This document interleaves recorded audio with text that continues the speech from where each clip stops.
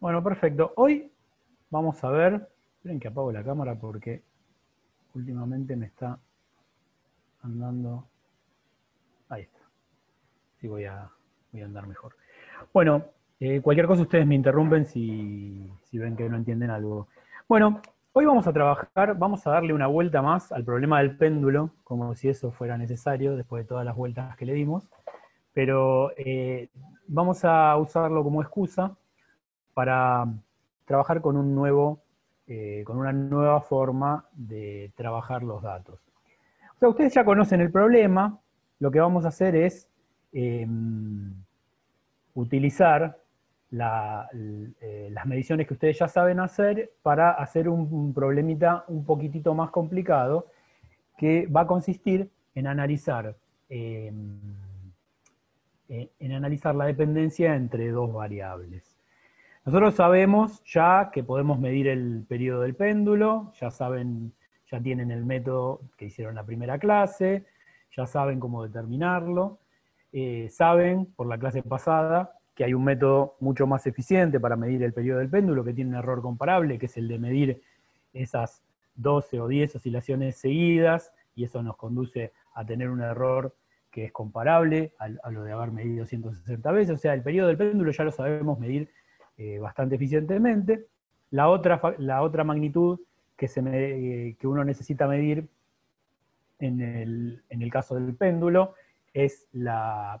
Disculpenme un cachito porque tengo el WhatsApp ahí haciéndome ruido, lo voy a silenciar, lo voy a cerrar, mejor dicho. Ya está, ahora sí. Bueno, ustedes ya saben que tienen que medir el periodo del péndulo y ya saben cómo medirlo. La otra magnitud importante para medir es la longitud. La, la relación entre el periodo y la longitud está mediada a través de otra magnitud física y nosotros vamos a trabajar sobre eso, que es para obtener la aceleración de la gravedad. Bueno, vamos a charlar un poquito primero sobre el objetivo. El objetivo entonces va a ser analizar el péndulo simple, medir el periodo, medir la longitud y hacerlo no una vez, no para una sola longitud, sino para varias. Y trabajar con la dependencia funcional entre el periodo y la longitud para, a través de esa dependencia funcional, obtener la aceleración de la gravedad. Esa va a ser la base de todo el trabajo, ¿verdad? Ahora vamos a ir a lo general. Primero vamos a hablar de cómo trabajamos con dos variables que están relacionadas y después vamos a particularizar en el caso del péndulo en el periodo y la longitud. En principio vamos a suponer que tenemos dos variables, x e y, independientes, y yo quiero analizar una eventual relación entre ambas. Estas variables x e y son generales, pero estamos parándonos en que tenemos en la cabeza un problema que es una relación entre dos variables que se miden independientemente, como por ejemplo la que decía recién, el periodo y la longitud. Por cada medición del periodo voy a tener una longitud y viceversa. Entonces, eventualmente, yo voy a querer analizar si hay una relación entre esas dos variables. Y ahí pueden ocurrir varias cosas. Lo primero que podría llegar a ocurrir es que yo conozco el modelo que relaciona a esas dos variables y quiero usarlo para obtener algún valor. Es algo como lo que estamos planteando acá. La otra es que yo tengo alguna hipótesis que proviene de alguna teoría o de alguna observación previa sobre la existencia de un modelo y quiero verificarlo. Y la otra es que no conozco el modelo y básicamente lo quiero determinar. O sea, yo podría pararme en el hecho de que tengo el péndulo, mido los periodos, veo que para distintas longitudes me dan distinto y quiero conocer ese modelo. En cualquiera de estos tres casos, el objetivo que tenemos para hacer este análisis es entender el problema y darle carácter predictivo. Fíjense que al encontrar una dependencia entre dos variables, yo lo que puedo hacer es predecir para un nuevo valor de una de ellas cuál va a ser el valor de la otra. Eso es justamente encontrar la correlación o encontrar la función que me relaciona a esas dos variables. En el día de hoy, para empezar, vamos a analizar el caso más simple, que es el de la dependencia lineal entre dos variables. Este método en realidad se puede extender a varias otras dependencias. Por ejemplo, la dependencia polinomial también se puede obtener exactamente. Si la dependencia es no lineal ni polinomial, el método se modifica levemente, y eso lo vamos a charlar un poquito en la clase que viene. Pero fíjense que si uno ya tiene la dependencia lineal, hay muchos problemas que uno ya puede resolver. Por ejemplo, fíjense que si yo conozco el modelo que relaciona las variables, como en el caso 1, o tengo la hipótesis de la existencia de un modelo, si ese modelo que yo conozco, o tengo la hipótesis, es lineal, ok, lo que vamos a hacer hoy sirve perfectamente para trabajar. Ahora, si yo conozco el modelo y es no lineal, yo siempre puedo hacer, casi siempre, pero digamos en general uno siempre puede modificar las condiciones del experimento y hacer un cambio de variables para linearizar el modelo. Así que también lo que vamos a hacer hoy nos sirve. Y si no llegáramos a conocer el modelo, siempre hay cosas que se pueden hacer y de vuelta, eso lo vamos a ver más adelante. En principio lo vamos a charlar la clase que viene y va a ser objeto de estudio para próximas prácticas. Pero lo que vamos a aprender hoy nos va a dar una herramienta que nos va a servir para construir un modelo a partir de la relación lineal entre dos variables, que pueden ser las x e y, o pueden ser operaciones de las x e y, o sea, pueden surgir a partir de un cambio de variables. Ahora vamos a clarificar un poquito este tema. Bueno, la pregunta es, ¿cómo encontramos esa recta que ajusta nuestros datos? Y uno siempre va a tratar de hacer algo parecido a lo que hicimos con el promedio y la varianza, ¿verdad? Lo que buscamos es la mejor recta. Supongamos que nosotros tenemos esta distribución de puntos que es como una nube de puntos que aparecen por acá, y uno quiere saber cuál es la recta que pasa mejor o que describe mejor la evolución, la variación de y en función de x. Bueno, así como hicimos con el promedio y la desviación estándar, lo que vamos a buscar es una recta que pase lo más cerca posible de toda esa distribución de puntos. ¿Y cómo vamos a caracterizar eso? Ya hicimos una cuenta para eso. Nosotros, para encontrar el promedio, lo que dijimos es, definimos la varianza y dijimos, el promedio es aquel punto que minimiza la varianza. Y esto fíjense que es medio parecido, porque la varianza era una, el promedio era una constante en la cual yo quería hacer que se centrara toda mi distribución de puntos. En este caso, mi nube de puntos, en lugar de estar, de ser una constante, va variando con respecto a la variable de las abscisas. Entonces, lo que voy a hacer es algo parecido. Voy a buscar alguna distancia que puede estar definida por estas distancias que están marcadas acá en el gráfico, y voy a tratar de buscar la recta que minimice todas esas distancias. El tema es que la recta, a diferencia del promedio, tiene dos cantidades a determinar. La pendiente, que está como M mayúscula, y la ordenada del origen como como M minúscula, y la ordenada del origen que está como B minúscula. Este problema se torna muy complejo, no es que no se pueda resolver, hay casos en los que se puede, pero no vamos a entrar en esos, no hoy, por ejemplo. Este sistema se hace muy complejo si los errores en la variable de las ordenadas y en la abscisa son igual de relevantes. Entonces, en general, vamos a resolver este problema bajo la hipótesis de que el error de la variable de las ordenadas es más significativo que el error de las abscisas. Piensen que si uno tiene una relación lineal entre dos variables, si la que tiene un error es la que uno pensaba como variable abscisa, basta simplemente invertir la relación para convertirla en ordenada. Así que esto simplemente es una forma en que nos va a servir para expresarlo. Pero la idea justamente va a ser que el eje de las ordenadas sea el que tiene un error más significativo que el eje de las abscisas. Por otro lado, fíjense también que la relación lineal puede hacer que y x no tengan las mismas unidades. Entonces, ¿qué quiere decir esto de hablar que el error de la variable abscisa sea menor que el de la ordenada? Bueno, en realidad lo puse entre comillas por eso. Uno lo que va a estar pensando es en algo que me permita relacionar a las dos variables, por ejemplo, el error relativo. O sea, yo voy a mirar variables en donde el error relativo de la abscisa sea menos relevante que el error relativo de la ordenada, ¿sí? Para poder comparar, para poder elegir cuál de las dos me va a dar, a cuál de las dos colocar como abscisa y a cuál de las dos colocar como ordenada. Otro criterio podría ser decir que el error, comparar el error de I con el error de M por el error de X, que eso también tiene las mismas unidades. Ese sería otro criterio que uno puede usar para decidir cuál es la variable X y cuál la variable Y. Bueno, entonces, la pregunta es, entonces, ¿cómo vamos a hacer para encontrar la recta? Bueno, vamos a minimizar esas distancias, pero teniendo en cuenta esta diferencia de los errores. Y teniendo en cuenta esta diferencia de los errores, lo que vamos a estar pensando es que en lugar de medir las distancias perpendiculares hacia la recta, voy a pensar que los valores de X y Y tienen suficientemente despreciable el error de tal manera que los puntos en la abscisa están perfectamente definidos. Eso es una aproximación, por supuesto, porque ustedes lo saben, por más que el error de Y sea más grande que el error de X, X también va a tener un error, X proviene de una medición. Pero como yo estoy diciendo que ese error es despreciable frente al error de Y, solamente mido las distancias en la dirección vertical. ¿Se entiende? Entonces, ¿qué tengo yo? Tengo mi recta modelo.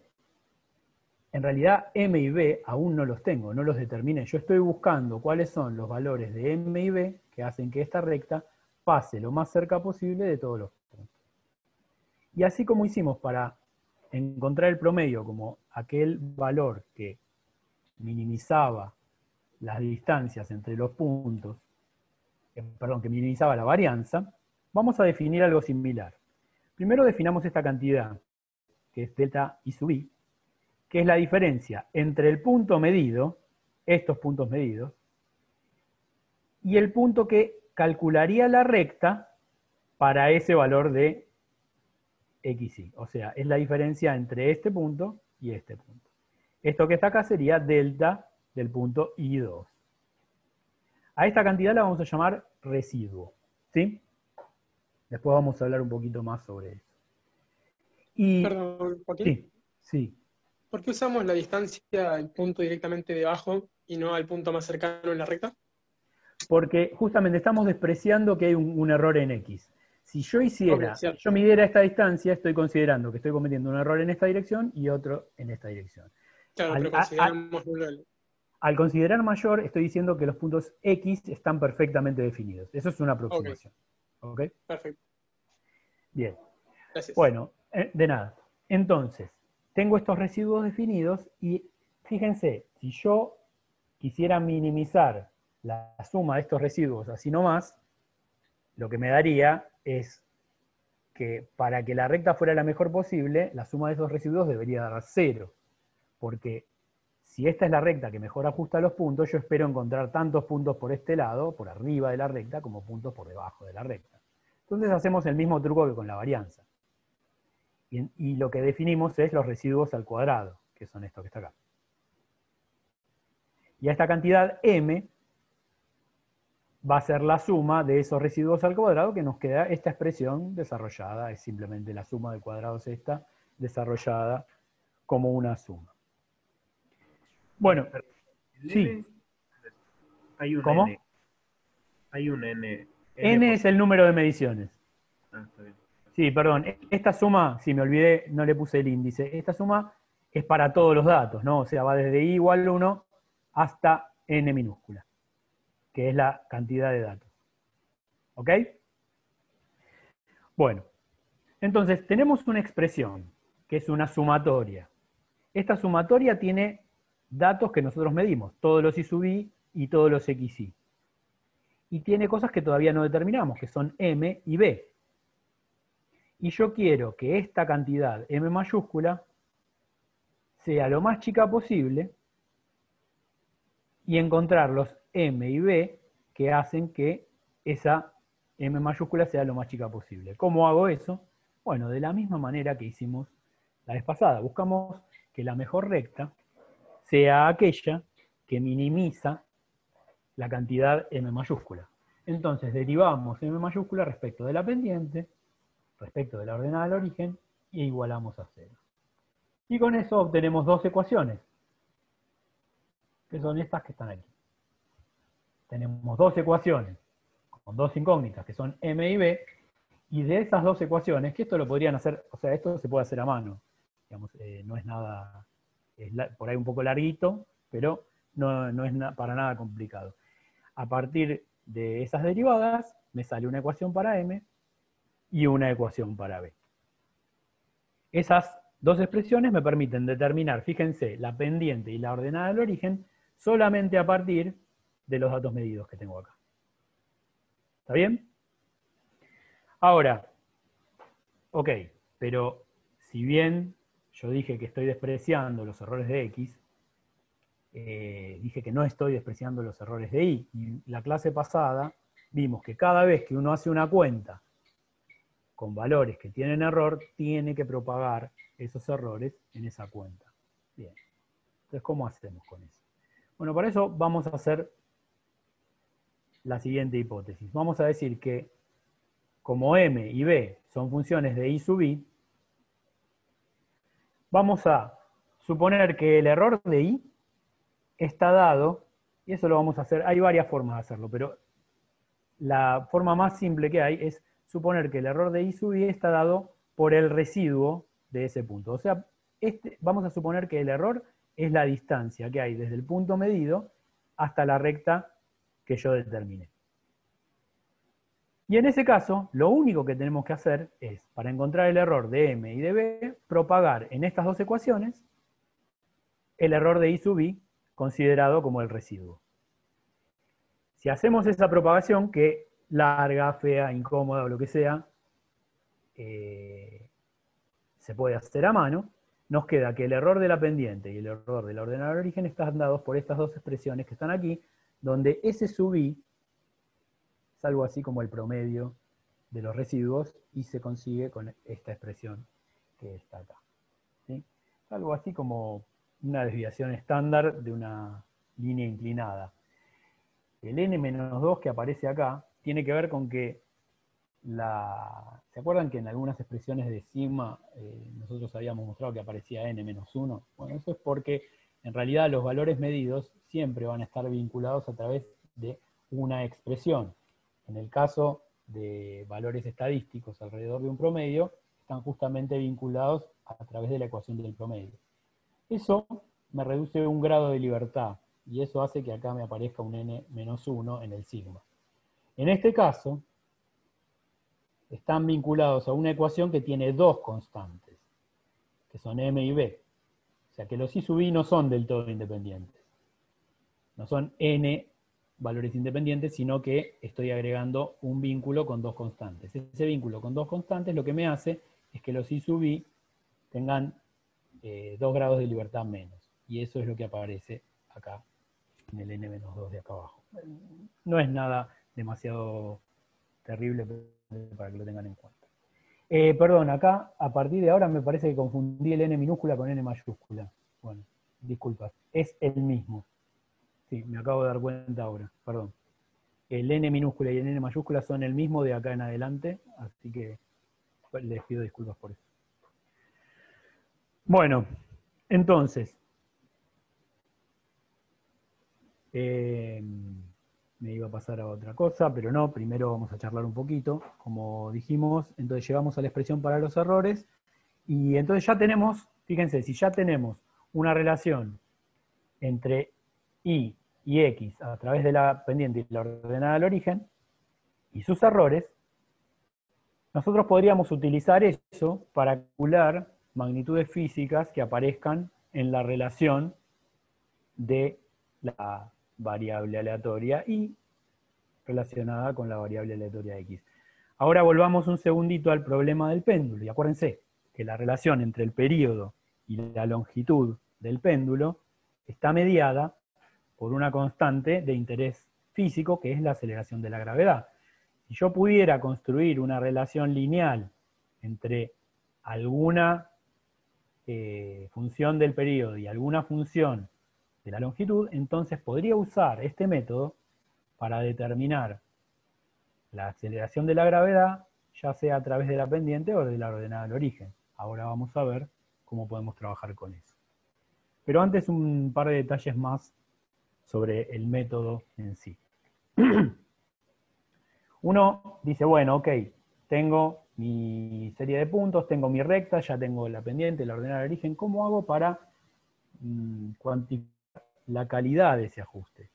Está claro que el método es una forma de encontrar esa recta. Yo podría definir un método más gráfico también, permítanme esta digresión. Yo podría decir, bueno, tengo estos puntos acá, ¿sí? Entonces yo podría decir, bueno, dibujo a ojo, ¿cuál es la recta de menor pendiente que pasa por estos puntos? ¿Cuál es la recta de mayor pendiente que pasa por esos puntos? Y entre esas dos rectas defino una pendiente máxima, una pendiente mínima, una ordenada máxima y una ordenada mínima, y con eso defino una recta con un criterio gráfico. Se hace eso, de hecho muchas veces en algunos cursos de laboratorio hacíamos eso.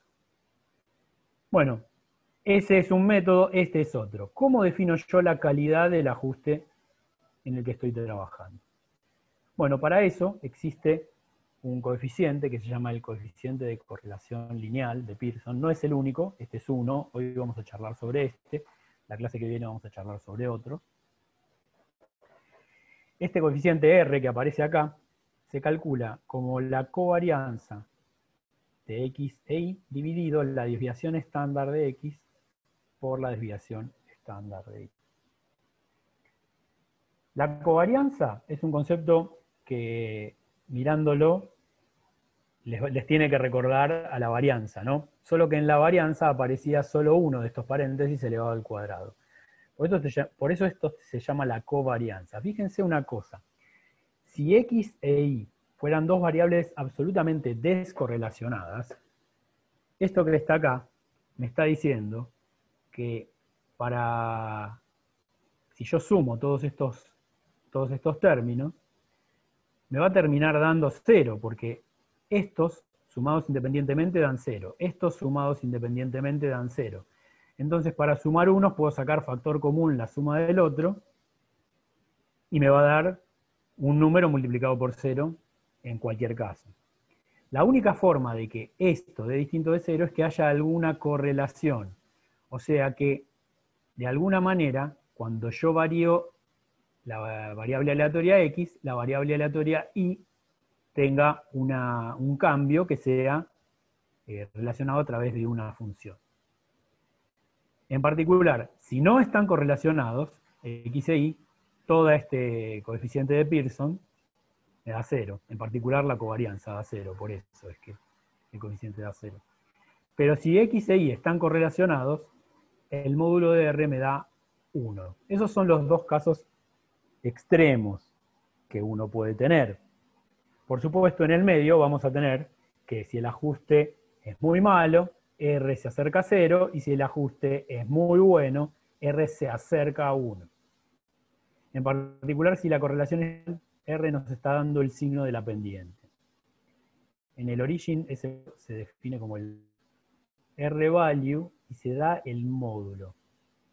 Así que ahí no van a tener el signo, pero dependiendo de qué programa utilicen o si lo hacen con Python, probablemente el signo del coeficiente de Pearson les va a dar el signo de la pendiente. O sea, va a ser más 1 si la pendiente es positiva, menos 1 si la pendiente es negativa. Sin embargo, hay que tener cuidado con este número. Acá lo que estoy usando es el número al cuadrado, y en realidad la mayúscula tiene que ver con que este gráfico está construido con un coeficiente que es equivalente, pero no es exactamente este mismo, pero que en el caso de la recta da numéricamente lo mismo. Estos dos coeficientes, tanto el de Pearson como el R cuadrado que están ahí, me dicen si están correlacionados o no, pero sin embargo, esto está sacado de un libro de Anscombe, en donde define 4 dependencias que tienen los mismos valores medios y varianza de X. Casi los mismos valores medios y varianzas de Y, y en los 4 casos les da el mismo R cuadrado. Los calculó de esta manera. Y lo que mostró es que en el primer caso pareciera que la recta define bien una correlación entre los puntos. Pero en el caso 2, 3 y 4 no pareciera que los define bien. Y sin embargo, este coeficiente de correlación me da lo mismo en todos los casos. La pregunta es, una, ¿qué es lo que está fallando? Y otra, ¿qué podemos hacer para no usar solamente el coeficiente de correlación lineal y analizarlo con otra herramienta más, la calidad de ese ajuste?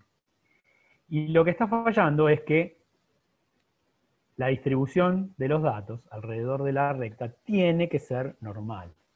Y cuando digo de los datos, me estoy refiriendo justamente a los residuos, las diferencias entre los puntos y la recta tienen que estar distribuidos de forma gaussiana, aleatoria, como en el caso de la derecha. Si están distribuidos de esta manera, el coeficiente de correlación lineal me va a dar bien, me va a dar por ahí chico, pero yo me voy a dar cuenta enseguida que hay algo que está mal, porque hay una dependencia que yo estoy obviando. Hay algo que no me dice, bueno, no, están oscilando alrededor de la recta. No, no, los puntos del medio están muy por arriba, los del principio están muy por abajo, los del final están muy por abajo. Ahí tengo algo con el modelo. Si yo solamente me quedo con el coeficiente de correlación y no considero esta posible diferencia, estoy cometiendo un error. O sea que para analizar la calidad del ajuste, no solamente tengo que analizar el coeficiente de correlación de Pearson, sino que también tengo que analizar un gráfico de los residuos en función de la variable que considere como abscisa, ¿no? O sea, con eso ya me alcanza para saber si esos residuos están distribuidos de manera gaussiana. ¿Estamos bien? Yo, bueno, no me estoy fijando las preguntas, supongo que se están fijando los chicos, en todo caso charlamos más adelante. Pero si aparece una pregunta que me quieran hacer en este momento, por ahí vale la pena que lo hagan. Joaquín, yo no entendí algo más desde antes, que es Ajá. por qué tiene que dar ceros si no están relacionados. Ah, bueno, fíjate, suponete que no estuviera el término I sub I menos I promedio, ¿sí? O sea, que solo estuviera sumando estos valores, ¿sí? Si vos estuvieras sumando todos estos valores, la definición del promedio hace que esta suma sola, sin esto, te dé 0, ¿sí? Vos podrías pensar entonces que vos tenés, por cada término de la suma de los valores I sub I, tenés la suma multiplicada de todos estos valores. Sacás como factor común la suma de los I sub I afuera, te quedan dos sumas independientes, básicamente. Y lo que te va a quedar es que tenés este número multiplicado por una suma que da 0. Y todo eso lo tenés sumado en varias otras sumas. ¿Qué Mauro está aportando ahí? ¿Qué? Estás usando el método. Estás usando el método que usaba yo. Lo que es muy claro. Bueno, claro. Bueno, no sé si con eso, o sea, con mi explicación, no sé si queda tan claro, pero con lo que está diciendo Mauro, vos lo que estás sacando factor común es, por un lado, una suma de los, estás sacando de factor común una suma de los I sub I menos I promedio, que está multiplicada por una suma de los XI menos X promedio.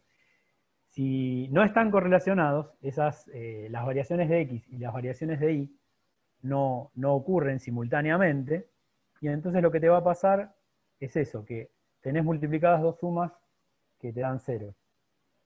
¿Sí? Por Para eso aportar cuando definíamos, un detalle más, sí. Es como recuerden que siempre cuando hablábamos de la varianza, teníamos al cuadrado, ¿por qué? Porque si mirábamos para un lado y mirábamos para el otro, cuando sumábamos todo, eso se tenía que anular, porque teníamos como una cierta simetría. Entonces acá al no tener el cuadrado, si no fueran dependientes, por separado, darían 0, porque estás viendo de un lado y del otro, y esas sumatorias se terminan anulando. ¿Está bien? Sí, quedó un poco más claro. Buenísimo. Bueno, entonces tenemos esto para mirar la calidad del ajuste. Entonces ahora la pregunta es, ¿cómo lo vamos a hacer? ¿Vamos a hacer toda esa cuenta? Podríamos, no es difícil. De hecho, si van a hacer Python, podrían escribir las ecuaciones para la pendiente, la ordenada, el origen, podrían escribir la ecuación para los errores y podrían calcularlo. De hecho, no van a hacer eso tampoco porque Python ya tiene desarrolladas librerías tiene desarrolladas comandos para hacer eso directamente.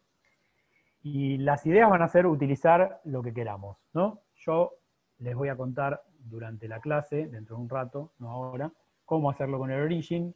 Para hacerlo con el SciDavis es totalmente equivalente, quizás aparezca alguna cosa medio distinta, pero si alguien utiliza SciDavis en lugar de origin, lo charlamos cuando recorremos los grupos. Y en el caso de Python, Mauro ya les subió la información en la carpeta donde está compartiendo toda la información de Python para que ustedes tengan cómo se realiza el método de cuadrados mínimos. Yo ahora voy a contarles el experimento y por ahora vamos a tratar de que ustedes dediquen estas primeras 3 horas a medir, nada más. Y vamos a cortar a las 5 de la tarde, no a las 19 esta vez, nos vamos a juntar de vuelta puntualmente a las 5 de la tarde, pónganse alarmas, para que les contemos en pantalla cómo hacer el tratamiento de los datos en el origin, ¿sí? Y si hay preguntas sobre Python, Mauro va a estar ahí también y lo charlamos. ¿Ok? ¿Cómo lo vamos a presentar esto? Bueno, digamos, la presentación va a ser, nosotros vamos a graficar estos puntos en un sistema de ejes coordenados, X e Y, en el origin. Por ahora ustedes hicieron cosas parecidas, pero en realidad lo hicieron con variables que tienen fluctuaciones aleatorias. O sea, había una sola variable y ustedes contaban cuántas veces se repetía. Ahora lo que tenemos es la correlación entre dos variables. Vamos a enseñarles cómo hacer esos gráficos. Es una pavada, algunos lo habrán hecho en el Excel alguna vez, algunos lo habrán hecho en programas parecidos al origin, pero básicamente es dibujar en un sistema de ejes coordenados. Vamos a enseñarles cómo agregar los errores a esos gráficos. No lo comenté recién, se me pasó, pero en la página yo ya les subí un instructivo de cómo utilizar el origin para graficar, para operar con las columnas, tipo como si fuera el Excel o algo parecido. También para agregar los errores a los gráficos y construir los gráficos. Y adicionalmente está explicado paso a paso cómo realizar el ajuste por cuadrados mínimos. Pero como les digo, eso lo vamos a hacer después de que ustedes tengan medida una cierta cantidad de datos para que puedan ir haciéndolo mientras se los voy contando. Antes de pasar al experimento, consideraciones importantes que uno puede tener y preguntas que uno se puede hacer también para entender mejor la calidad y la naturaleza del ajuste de cuadrados mínimos es estas que están acá, ¿no? ¿Qué relación habría entre el ajuste y las barras de error? O sea, ¿es mejor un ajuste que esté contenido dentro de las barras de error de todos los puntos que uno que no? ¿Es esperable que eso ocurra? O como pasa acá, por ejemplo, yo tengo puntos para arriba, puntos para abajo, y en realidad las barras de error no tocan nunca. Fíjense que cuando yo determiné el error de la variable y, yo no pensé que el error estaba dado por la medición intrínseca de la variable y, sino por la diferencia entre el punto y la recta.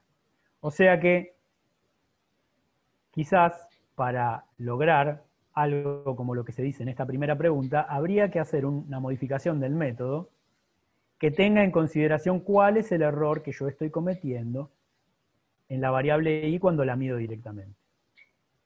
Por ahora está claro que tiene poca relación. Yo ni siquiera mencioné los errores de medición de i. Yo dije, voy a interpretar que los errores de i son la diferencia, que son los residuos. Para mí, los errores de i son los residuos. O sea que, ojo, porque en principio no sería esperable que esa recta toque o que esté relacionada de alguna manera con estas barras de error que provienen de la medición directa. Otra pregunta interesante es qué relación hay entre la cantidad de puntos dentro de las barras de error y el ajuste y el error de esas mediciones. Un poquito relacionada con esta. La leí como el carajo. La pregunta es, ¿cómo se relaciona la calidad del ajuste con la cantidad de puntos cuyas barras tocan a la recta? En principio también parecería que eso tiene poca relación, porque no lo estoy considerando nunca en el método. Sin embargo, la tercera pregunta sí parece estar relevantemente relacionada con lo que hicimos hasta ahora. ¿Cuántos puntos espero de cada lado de la recta y por qué? Tiene bastante relación con lo que habíamos mencionado acá. Si la recta es un buen ajuste, yo esperaría tener una distribución de residuos como esta, una distribución gaussiana, aleatoria, o sea, más o menos la misma cantidad de puntos de un lado y del otro. Como les decía antes, en el instructivo también está explicado cómo se agregan los errores al gráfico, pero eso lo vamos a ver, lo voy a hacer delante de ustedes compartiendo pantalla dentro de un rato. En definitiva, Sí. el error absoluto entonces no o sea, no tiene por qué relacionarse bien con el ajuste que le hagamos a la correlación de las dos variables. Exactamente. El error, de hecho, no aparece en ninguna de las expresiones que yo mencioné. Claro, porque no tiene que ver con cómo se relacionan, sino con Uno cómo medimos. podría, exactamente, uno podría hacer que ese error aparezca, y de hecho eso se hace en otro método, que es un paso 2. Es lo que se llama cuadrados mínimos ponderados. Pero eso lo vamos a ver la clase que viene. Hoy vamos a trabajar sobre el método de cuadrados mínimos, en donde los errores simplemente van a ser considerados como los residuos estos que están acá. ¿Ok? Perfecto. Gracias. Lo otro es una pequeña modificación, nada más. Bueno, dicho esto, ¿cuál va a ser el experimento? Bueno, el experimento va a ser trabajar sobre el periodo del péndulo. Bueno, vamos a trabajar sobre un péndulo tratando de que sea tan simple y tan ideal como podamos. El péndulo S es una masa M que está suspendida de un hilo inextensible y sin peso, la masa es puntual, o sea que en principio nosotros tenemos que tratar de construir nuestro experimento de la manera más compatible con esa idea. Vamos a estudiar un poquito, a analizar un poquito esa idea para que ustedes cuando construyan el modelo, cuando construyan el péndulo en sus casas, tengan en cuenta todas las consideraciones que hay que tener para hacerlo parecer tan ideal como se puede. Ya un poco charlamos sobre esto en las clases pasadas. Así que si hay preguntas háganlas, pero medio que lo voy a pasar rápido. El péndulo entonces esquemáticamente es esto que dijimos, masa, un hilo inextensible, un soporte que va a ser lo que ustedes tengan, el barral de la cortina del baño, un trípode de fotografía o lo que sea, lo que puedan conseguir, lo más práctico. Fíjense que en el caso ideal uno piensa en una masa puntual, la longitud del péndulo va desde la punta del hilo hasta el punto donde está la masa, pero en el caso real tenemos una masa que tiene dimensiones. Eso nos va a traer algunos problemas a la hora de, por ejemplo, determinar las longitudes. Uno va a poder medir la longitud del hilo con mucho cuidado, pero además tiene que medir la longitud hacia el punto donde uno supone que está ubicada esa masa puntual. ¿Y dónde está ubicada esa masa puntual? Bueno, si la masa que yo colgué es bastante simétrica, uno puede pensar que está en el centro de masa, pero incluso si es esférica, determinar el centro de masa con una cinta métrica que yo coloco acá al lado, no va a ser algo sencillo. ¿Cómo defino yo dónde está este punto? Bueno, puedo medir primero hasta acá, después hasta acá, hacer la diferencia entre esos dos y encontrar el punto medio. Esa sería una forma, por ejemplo. Fíjense que ahí ya estoy no haciendo una medición directa, sino estoy haciendo una cuenta. Y esa cuenta, cada una de esas mediciones tiene un error. Entonces yo tengo que propagar en la cuenta que estoy haciendo. Por otro lado, si yo coloco una cinta métrica en el extremo del hilo y en el borde inferior de la esfera, esa cinta métrica probablemente se me va a inclinar.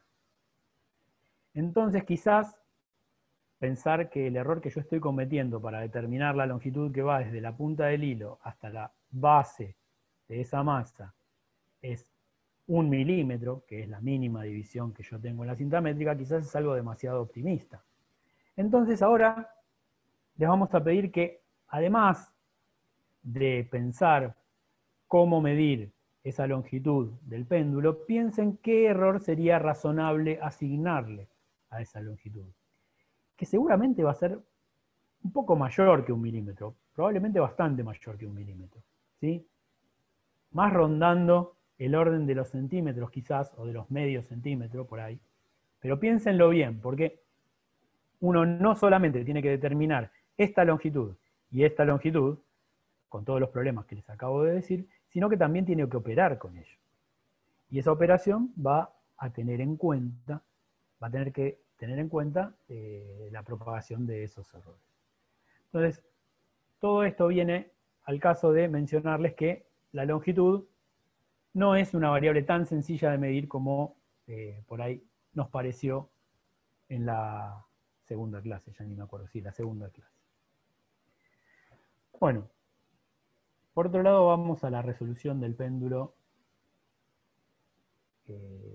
Vamos a pasar un poquito por encima sobre esto, pero ustedes ya conocen la resolución del péndulo, y si no la conocen la charlamos rápidamente acá. La ecuación del movimiento parte de utilizar la componente tangencial de la fuerza e igualar la aceleración tangencial a la longitud por θ, dos puntos, siendo θ el ángulo medido desde la vertical hacia el lugar donde se está moviendo el péndulo. Si nosotros reescribimos esa ecuación utilizando esta aceleración tangencial, a lo que llegamos es a esta ecuación que está acá, que es una ecuación diferencial, porque aparece la derivada segunda de θ, que es una función del tiempo, y aparece θ, que es otra función del tiempo. El problema de esta ecuación es que es una ecuación no lineal. Al aparecer el seno acá, esta ecuación no se puede resolver analíticamente. Uno la podría resolver numéricamente, pero nosotros ahora queremos encontrar una resolución analítica, en algún caso aunque sea, para poder determinar una relación entre el período y la longitud en donde aparezca esta aceleración de la gravedad. Y lo que podemos hacer para encontrar esa relación es ir a la aproximación de pequeñas oscilaciones. Acá hay una tabla en donde está el ángulo. El ángulo tiene que estar escrito en radianes para que ustedes lo puedan comparar, ¿no? Para que el ángulo se pueda comparar a un arco, uno lo tiene que escribir directamente en radianes. Si ustedes escriben el ángulo en radianes, fíjense, desde 0 hasta 30 grados, acá están comparados el ángulo y el seno de ese mismo ángulo. Y lo que pueden ver es que más o menos hasta 10 grados tienen una precisión que va casi hasta 3 decimales, ¿sí? De hecho, si truncan ahí, si truncan ahí en el tercer decimal, hasta 10 grados ustedes tienen que θ y seno de θ son indistinguibles. Ya cuando empiezan a pasarse a 15, 20, 25 y más, ya la diferencia se hace más notable. Acá está la diferencia porcentual calculada para que vean cómo es justamente que se va cumpliendo el hecho de que empiezan a aparecer diferencias porcentuales. Fíjense que la diferencia en 15 grados ya es del 1%. Es poquito todavía, pero ya hay una diferencia que está en el 1%. Eso quiere decir que si yo pienso que hago movimientos que están en este rango de ángulos, o sea, menos de 10 grados, por decir una cantidad, puedo aproximar el seno por θ. Eso un poquito lo podíamos ver también, el desarrollo en serie de Taylor del seno. El primer término es el término lineal. Así que yo me podía quedar a primer orden y ya directamente me quedaba con este término que está acá. ¿Y eso qué quiere decir? Que estoy trabajando con ángulos de menos de 10 grados, o 0,17 y pico radianes.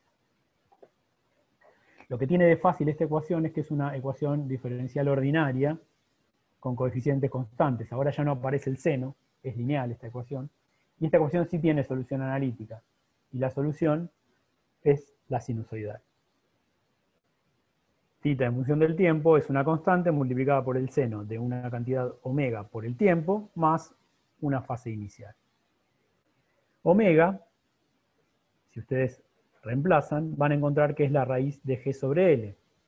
Y con la relación entre omega, que es lo que llamamos la frecuencia angular, y el período, que es 2pi sobre la frecuencia angular, llegamos a que el período se relaciona con la longitud del péndulo a través de esta relación que tenemos acá. Fíjense que ahí estaríamos en el caso número 1. Conocemos la ley, y hay acá una constante que nos puede llegar a interesar determinar. Entonces, si nosotros medimos t y medimos L, analizando la dependencia funcional entre T y L, podríamos llegar a obtener G. Sin embargo, estamos en el caso 1, pero en el caso 1 yo les dije que conocer la dependencia no significaba que la dependencia fuera lineal. ¿Qué podemos hacer para encontrar una dependencia lineal entre estas dos variables, ya que conocemos la función? Bueno, como conocemos la función, la llevamos a lineal elevando al cuadrado de los dos lados. T cuadrado versus L sí tienen una dependencia lineal, en donde, fíjense, la pendiente es una cantidad que solo depende de la aceleración de la gravedad y de 4pi cuadrado, que bueno, son números, eso ya lo tenemos determinado.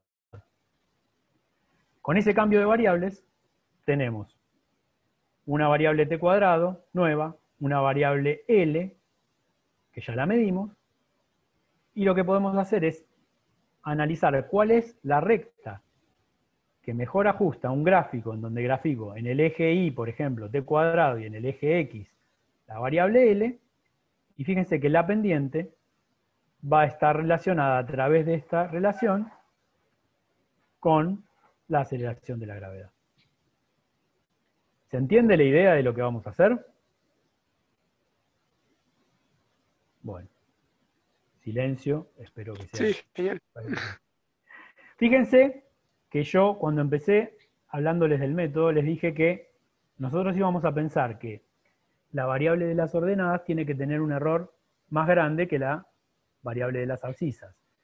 Entonces, yo acá hice una expresión, pero en realidad ustedes van a tener que determinar el error de L, van a tener que determinar el error de T, y van a tener que decidir cuál de las dos colocan en las ordenadas y cuál colocan en el eje de las abscisas. Fíjense que la relación lineal se sigue cumpliendo, obviamente, es recíproca. Lo único que cambia es que o grafico L en función de t cuadrado, o grafico t cuadrado en función de L. Eso lo tendrán que decidir ustedes y elegir cuál es la ordenada o cuál es la abscisa según el error de esas variables. ¿Sí? ¿Cuál va a ser entonces el experimento? Bueno, vamos a armar el experimento según el esquemita que tenemos ahí. Ya ustedes armaron experimentos de este tipo. Vamos a medir para varias longitudes, porque la idea es encontrar un gráfico entre varias longitudes que me correlacione con los varios periodos que voy a medir por esas varias longitudes. Entonces, una pregunta relevante sería, ¿cuál es el rango de variación de esas longitudes? Primero hay que definir cuál es el máximo y el mínimo. Fíjense que para considerar cuál es el máximo, medio que mucho no tenemos. Ahí les habíamos puesto, Lucía les puso en la página, que traten de que la máxima longitud posible sea de alrededor de 1 metro. Bueno, eso es lo que figura ahí como condiciones del equipamiento. Por supuesto, la longitud máxima tampoco puede ser muy grande, porque si yo empiezo a poner un hilo tremendamente grande, ya la masa del hilo va a dejar de ser despreciable, y voy a tener otros efectos como que el hilo empieza a flamear, y cosas por el estilo que quiero evitar, obviamente. O sea que la longitud máxima tiene que ver con lo que yo tengo y con qué tanto puedo lograr esas condiciones en que el hilo se mueva como una línea rígida. Para la longitud mínima, uno tiene que pensar en las condiciones en que estamos trabajando. Nosotros queremos que el péndulo sea lo más ideal posible, y nuestro péndulo ideal tiene que tener una masa puntual. Entonces, supongamos que la masa mide 2 centímetros. ¿Tiene sentido que mi longitud mínima sea 4 centímetros?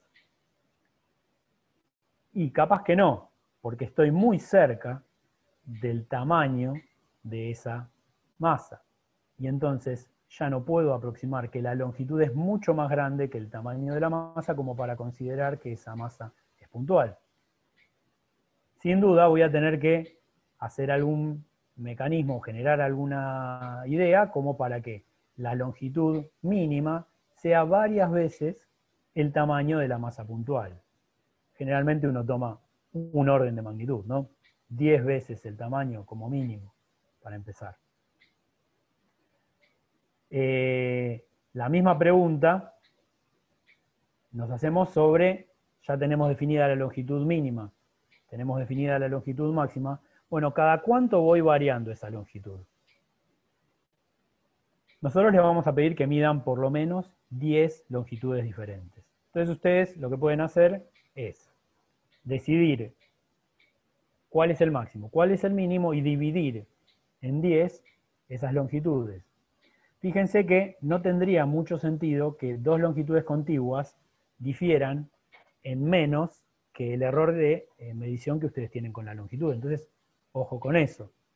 Si ustedes dividen por 10 y les da que les quedan muy cerca dos longitudes contiguas, entonces quizás ahí tienen que o extender un poquito la longitud máxima o achicar un poquito la longitud mínima, como para lograr que tengan puntos de longitudes X espaciadas, pero que estén diferenciadas en el error de medición que tiene la longitud.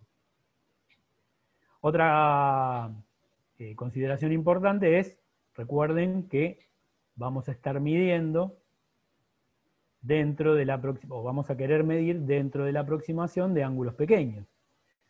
Para eso ustedes van a tener que determinar en forma aproximada cuál es el ángulo máximo que pueden usar para que el periodo cumpla las condiciones de la teoría que estamos trabajando y la relación sea efectivamente la que dibujamos recién entre t cuadrado y L.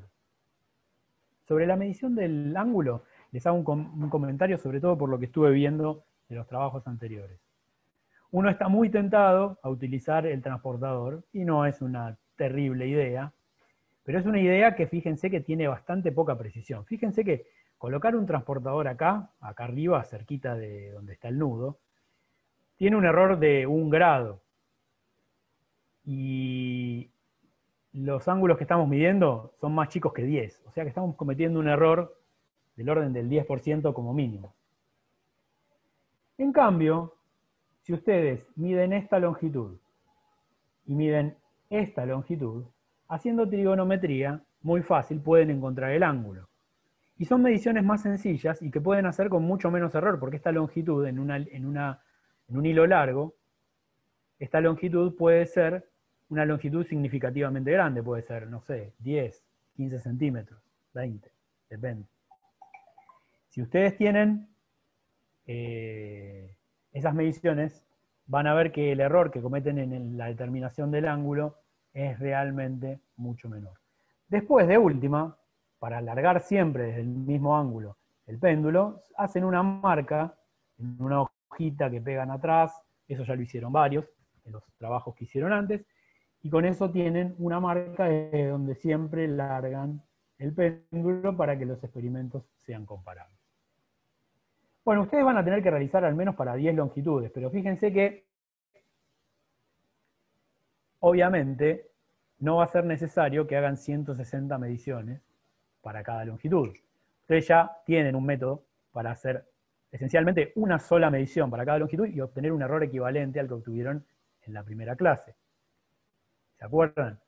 La última clase lo que encontramos es que si nosotros medíamos 12 o 13 periodos seguidos, el error que estábamos cometiendo era del mismo orden que el que cometían ustedes, haciendo 160 mediciones y quedándose con el error estadístico. O sea que no les va a llevar tanto medir cada longitud. Pero sí tienen que tener en cuenta cómo va a ser el montaje. Ojo con el diseño. Ustedes tienen que medir 10 longitudes diferentes y tiene que ser fácil cambiar de una a otra. Desarmar el péndulo cada vez y volver a atarlo puede ser algo que se les va a complicar mucho. Entonces, piensen en cómo hacerlo de tal manera que ustedes puedan ir desenrollando el hilo o enrollándolo en algún lugar, pero que de todas maneras quede fijo ese punto que oscila, de tal manera que no tengan que atar y desatar 20 veces, o que directamente terminen haciendo un nudo que no puedan deshacer, tengan que cortar el hilo cada vez. Sobre todo porque quizás quieren repetir alguna medición después. Quizás alguna de las longitudes no les queda bien medida, la quieren repetir, y entonces es importante que puedan volver a hacerlo. Así que piensen bien, antes de hacer el montaje, cómo van a variar esas longitudes.